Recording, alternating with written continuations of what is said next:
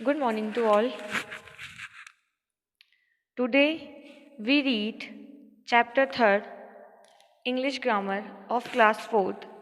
The chapter name is Parts of Speech. हम लोग पहले प्रीवियसली इस बुक के फर्स्ट और सेकंड चैप्टर कर चुके हैं, that is study of sentence and part of sentence. हमने सेंटेंस पढ़ लिए थे सारे कि सेंटेंस कितने टाइप के होते हैं, है ना. फिर हमने सेंटेंस के पार्ट पढ़ लिए थे. दो पार्ट होते हैं सेंटेंस के, सब्जेक्ट और प्रेडिकेट. ठीक है, आज हम पढ़ेंगे पार्ट ऑफ स्पीच कि जो हम सेंटेंस में वर्ड्स यूज करते हैं ना, वो वर्ड्स इंग्लिश में होते क्या है, मतलब, है ना.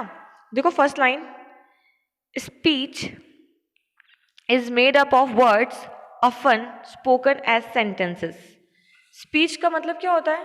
स्पीच वर्ड्स की बनी होती है जिसको हम बोलने में यूज करते हैं एज अ सेंटेंस. जैसे कि अभी मैं पूरे सेंटेंस बोल रही हूँ ना, तो कोई भी एक सेंटेंस हिंदी में बोलो चाहे इंग्लिश में बोलो, वाक्य और सेंटेंस सेम होते हैं, लेकिन वो शब्दों से मिलके बनते हैं.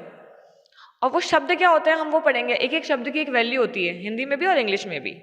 ठीक है, देखो फर्स्ट लिखा हुआ है, the words of speech are divided into 8 different classes, 8 different parts.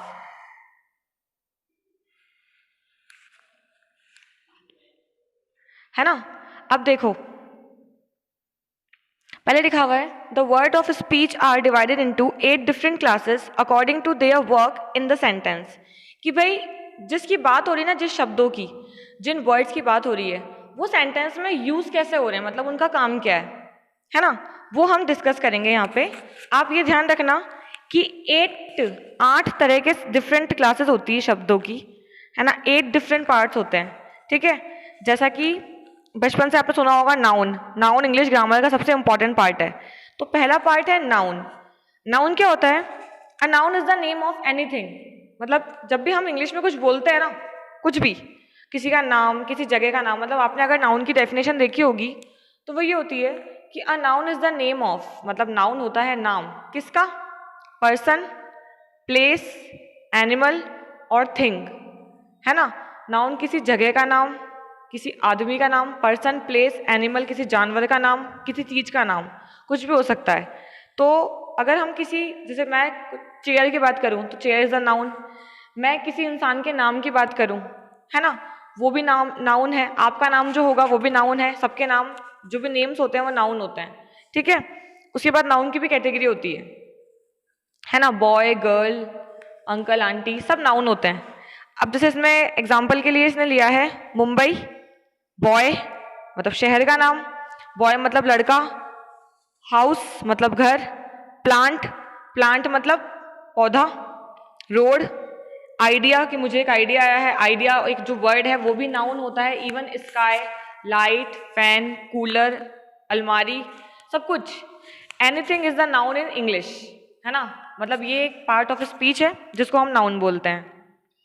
Noun हो गया. अब नेक्स्ट होता है प्रोनाउन. प्रोनाउन क्या होते हैं? प्रोनाउन वो होते हैं, pronoun is a word used in place of a noun. Pronoun वो वर्ड होते हैं जिन्हें हम नाउन की जगह पे यूज करते हैं, इन प्लेस ऑफ नाउन. अब देखो हमने नाउन डिस्कस कर लिए, भाई किसी का भी नाम नाउन होता है. ठीक है, अब बात आती है प्रोनाउंस की. प्रोनाउंस क्या होते हैं? तो हम क्या करेंगे, हमने मैंने आपको क्या बताया, मैंने आपको बताया कि जो नाउन की जगह पे यूज होते हैं. अब आप बोलोगे कि नाउन की जगह पे हम यूज क्यों करेंगे, क्योंकि वहां तो नाउन यूज हो रहे हैं. होता क्या है, जैसे आपको किसी के बारे में बात करनी है, मान लो कोई इंसान है ना, कि भाई एक लड़की का एग्जाम्पल ले लो, कि भाई नाम ले लेते हैं कोई सा भी, like Preeti is a good girl, है ना, and Preeti is read in standard this standard. अब बार बार मैं प्रीति प्रीति प्रीति जिसके बारे में बात कर रही हूँ, अब मैं बार बार एक ही पूरे उसमें पैराग्राफ में, जब हम पैराग्राफ लिखते हैं किसी के बारे में बात करते हैं, तो हम बार बार प्रीति प्रीति प्रीति नहीं यूज कर सकते. अब प्रीति क्या है? प्रीति गर्ल है. ठीक है, अब उस गर्ल के लिए इंग्लिश के अंदर एक और वर्ड क्या होता है? शी, वह, जिसको हम बोलते हैं. जैसे कि एक बार तो हमने स्टार्ट कर लिया, अब आप जब अपनी मम्मी को या पापा को कुछ बताते हो कि भाई वो, मतलब किसी का नाम लेके कि शी या ही जो भी है, उसके बाद हम बोलते हैं कि वो ऐसा है, वो ऐसी है, वो ऐसे करता है. अब हम वो जो यूज कर रहे हैं ना, वो नाउन नहीं है, वो किसी इंसान के लिए हम यूज कर रहे हैं पर्टिकुलर, तो वो क्या है, एक प्रोनाउन है। तो प्रोनाउन कुछ पर्टिकुलर वर्ड होते हैं, जैसे कि आई मैं, मेरे लिए, me, we, us, he, she, her, it, they, them. तो ये सब जो हम लोग वर्ड यूज करते हैं ना किसी किसी के लिए, किसी की बात करते वक्त, तो वो सब हमारे क्या होते हैं, दे ऑल आर प्रोनाउंस। ठीक है। नेक्स्ट है थर्ड वाला एडजेक्टिव। एडजेक्टिव क्या होता है, किसी की विशेषता बताना, किसी की क्वालिटी को डिफाइन करना। क्या है इसकी definition, an adjective qualifies a noun और अ प्रोनाउन। कि एडजेक्टिव क्या होते हैं, जो किसी नाउन और प्रोनाउन की क्वालिटी को बताते हैं। नाउन मतलब किसी का भी नाम वगैरह, और प्रोनाउन मतलब जो उसकी जगह पे यूज आते हैं, है ना, in the place of noun. वो, हम जब अस यूज करते हैं, हम मतलब हम नाम नहीं बताएंगे, हमने हम बोल दिया मतलब 2-3 लोग इंक्लूड है उसमें, है ना, दैट इज प्रोनाउन। अब जो एडजेक्टिव होंगे ना, वो नाउन और प्रोनाउन की विशेषता को बताएंगे, उसकी क्वालिटी को क्वालिफाइज करेंगे। जैसे एन ओल्ड वुमेन, आप देखोगे ओल्ड अलग कलर से लिखा हुआ है, ओल्ड मतलब बूढ़ी औरत। अब वो औरत तो है, लेकिन वो औरत कैसी है, बूढ़ी है। अब वो बूढ़ी है, जवान है, सुंदर है, अगली है, ये सब क्या हो गई, उसकी विशेषताएं हो गई, तो दैट इज एडजेक्टिव। तो ओल्ड यहाँ पे क्या है, एडजेक्टिव वर्ड है। Pure milk is healthy. अब प्योर तो समझ में आता है, पर प्योर क्या, दूध की बात हो रही है यहाँ पे, तो यहाँ पे मिल्क क्या हो गया, एडजेक्टिव। ही इज स्ट्रॉन्ग, लड़के की बात हो रही है, ही आ रहा है, लेकिन लड़का कैसा है, स्ट्रॉन्ग है, तो ये क्या हो गई उसकी क्वालिटी। ठीक है, दैट इज एडजेक्टिव। नेक्स्ट देखो, फोर्थ नंबर पे आते हैं वर्ब्स। अब देखो वर्ब क्या होते हैं, सबसे इंपॉर्टेंट पार्ट है वर्ब इंग्लिश का। अगर आपने वर्ब सीख ली ना, आप पूरे टेंस कर सकते हो, मतलब इंग्लिश में बात भी कर सकते हो। क्या है वर्ब, देखो, a verb is a word. ये भी एक वर्ड ही होता है, क्योंकि हम लोग वर्ड ही डिस्कस कर रहे हैं कि कौन सा वर्ड नाउन होगा, कौन सा वर्ड प्रोनाउन होगा, कौन सा एडजेक्टिव होगा और कौन सा वर्ब होगा। तो वर्ब कौन से वर्ड होते हैं, that says something about the subject, जो सब्जेक्ट के बारे में कुछ बताते हैं। और सब्जेक्ट क्या होता है, जिसके बारे में सेंटेंस में बात हो रही होती है, सेंटेंस का हीरो, है ना। एग्जाम्पल देखो, आई गो, वी आर प्लेइंग, है ना। आई गो मतलब मैं जाता हूं, वी आर प्लेइंग हम क्या कर रहे हैं, हम खेल रहे हैं। तो हमारे बारे में डिफाइन कौन कर रहा है, सब्जेक्ट। हम काम क्या करते हैं, सब्जेक्ट को हिंदी में काम करना बोलते हैं, कि आप काम क्या कर रहे हो। ही इज अ मैन, अब इस तो कोई काम नहीं होता, लेकिन जब आप आगे जाओगे तो आप पढ़ोगे कि इज, एम, आर, वॉज, वर, जितने वर्ड होते हैं ना, ये सब हम लोग हेल्पिंग वर्ब में यूज करते हैं, जो वर्ब को हेल्प करते हैं बोलने के लिए। ही सेज समथिंग, है ना, वो कुछ कहता है, ही सेज, तो यहाँ पे जो सेज है वो भी वर्ब है ना। अब एडवर्ब, जैसे नाउन का प्रोनाउन था ना, वैसे वर्ब के एडवर्ब है। एडवर्ब क्या होता है, एडवर्ब वो होता है, an adverb modifies a verb, an adjective और अनदर एडवर्ब। मतलब जो एडवर्ब होता है ना, वो जो मतलब एडजेक्टिव को और वर्ब को मॉडिफाई करता है। मॉडिफाई करता है मतलब उसके बारे में हमको और बताता है कि जो काम हो रहा है वो कैसे हो रहा है। एग्जाम्पल देखो, द बॉय रैन फास्ट, लड़का दौड़ता है, लेकिन लड़का दौड़ता कैसे है, फास्ट दौड़ता है। तो ये क्या कर रहा है भाई, देखो बॉय तो नाउन हो गया, रैन मतलब दौड़ रहा है, मतलब काम कर रहा है, तो ये वर्ब हो गया। अब वो दौड़ कैसे रहा है, बहुत तेज दौड़ रहा है, तो वर्ब को जस्टिफाई कौन कर रहा है कि वो फास्ट दौड़ रहा है या स्लो दौड़ रहा है, तो ये क्या हो जाएगा हमारा एडवर्ब। ठीक है। ग्रेट खली इज वेरी स्ट्रॉन्ग, खली के बारे में सब जानते हैं, खली स्ट्रॉन्ग है, लेकिन वेरी लगा दिया तो वो बहुत बहुत स्ट्रॉन्ग हो गया। ठीक है। ही बिहेव्ड वेरी बैडली, उसने बहुत गंदा बिहेव किया। अब बिहेव किया वो समझ में आता है, पर वेरी बैडली मतलब बहुत ज्यादा बैड, तो वो चीज क्या होती है, एडवर्ब। 6 नंबर पे आ रहे हैं हमारे prepositions. A preposition is the word which is used before a noun or a pronoun to show its relation to some other noun or pronoun. अब देखो, जैसे ना preposition नाउन और प्रोनाउन जो वर्ड थे ना, उसके आगे लगते हैं। वापस नाउन पे चलते हैं हम, इसमें तो इतने खास एग्जाम्पल नहीं है, सेंटेंस देखते हैं पूरे, कि preposition जो होते हैं ना, वो नाउन और प्रोनाउन के आगे जुड़ के उससे अपना रिलेशनशिप बताते हैं कि इसका मतलब यहाँ पे क्या रिलेशन है। देखो एग्जाम्पल देखो, a cup is on that table, जो कप है ना वो किस पे पड़ा है, टेबल के ऊपर पड़ा है। अब हमने ऊपर के लिए क्या यूज करा है यहाँ पे, ऑन, तो यहाँ पे ऑन क्या हो गया, प्रेपोजिशन।